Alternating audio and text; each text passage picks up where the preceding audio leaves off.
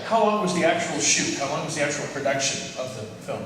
So the film itself took about 13 months, but the live action shoot was 2.5 days. 2.5 days. I was very impressed with the sets and the props. Tell me a little bit about that. Thank you. Certainly not a low budget picture, but very, very good. Thank you. So the set is actually the last standing soundstage that has a spaceship on it in North Hollywood. It's called, what is it called? Laurel Canyon Stages. Laurel Canyon Stages. Literally the last ones. Episode 3 of Firefly was shot on it. They did a Dead Space fan film on the same set. Darth Vader versus Batman. Did you guys see that on YouTube? Yeah. Same set. I mean, I'm watching it. I'm like, oh my god, that's Crystal Crypt right there. Actually, the guy who was the director of photography on Batman versus Darth Vader, he worked on Crystal Crypt, and so when that director was like, I need a Death Star, he's like, well, I've got just the place for you. So, and then the props. I mean, I don't know. Did anybody notice what the Martian uniform was made out of?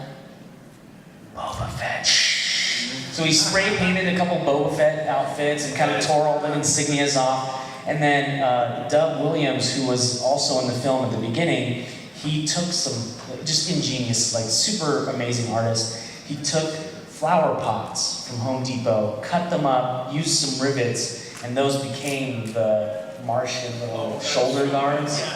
So I mean, you almost can't tell, but if you're looking closely, like it's Boba Fett. What's the actual running time? 28 minutes? That's perfect for the Sci-Fi Channel. You can try and sell it to them?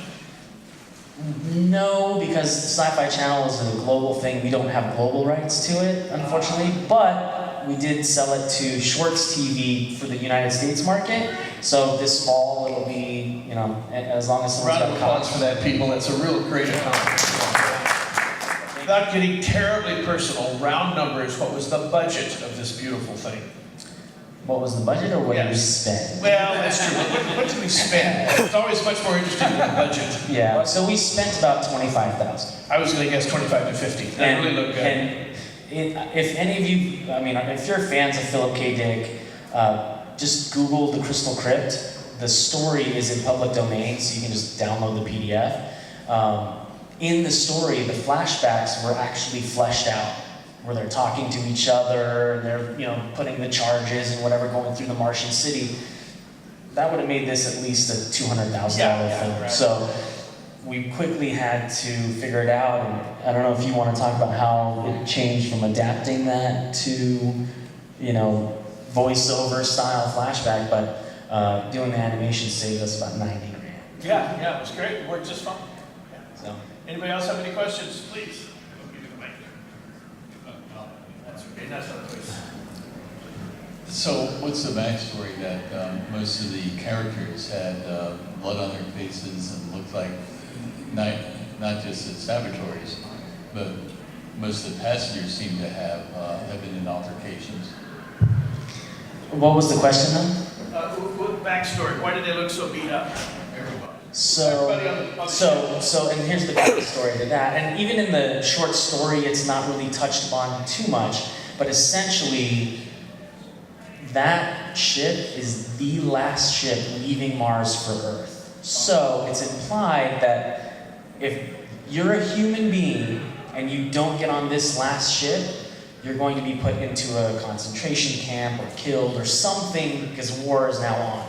And you are now a threat to Martian civilization.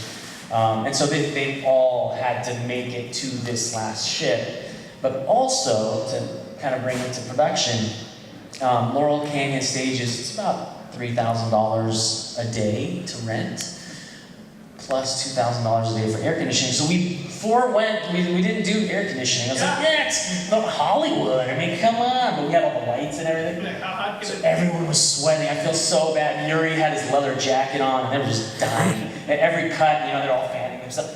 But it made for a much more like they were scared, like, you know, sweating and stuff. But so, and it's just been really surreal. Anything from?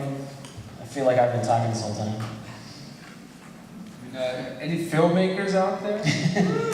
Yeah, good job. You guys obviously, Shaw, it's got to be to me, a very inspirational personality here, where you have a person who didn't go to film school, didn't think even about making films, and suddenly he turned his passion about comics, about sci-fi into reality, and the fact that he came so far, went so far, and the movie's still on fire. The fact that we are here in front of you guys, I think it's a privilege, and take inspiration. Thanks, guys.